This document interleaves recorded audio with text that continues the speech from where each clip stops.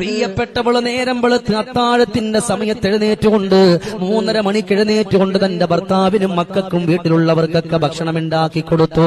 ഒന്ന് ഉറങ്ങാൻ പോലും സമയമില്ലാതെ മക്കൾ സ്കൂളിൽ വിടുന്ന സമയത്ത് പോലും കുരുന്ന മക്കൾക്ക് ഭക്ഷണം ഉണ്ടാക്കി കൊടുക്കണം. 3, 4, 5 വയസ്സുള്ള മക്കളാണ്. അവരെ പട്ടിണിക്കിടാൻ പറ്റൂല. ഈ സാധു ഉറങ്ങുന്നില്ല, എല്ലാവർക്കും ജോലി ചെയ്യുന്നുണ്ട്. ഭർത്താവിന് ക്ഷീണം വന്നപ്പോ ഞാൻ അല്പം കിടക്കട്ടെ എന്ന് പറഞ്ഞിട്ട് കിടന്നുറങ്ങി.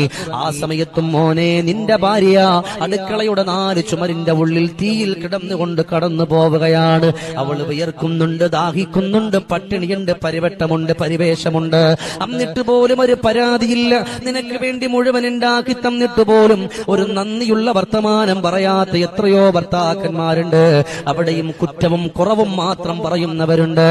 സഹോദരങ്ങളെ, ഒരിക്കലും അവരെ പുച്ഛിക്കാൻ പാടില്ല.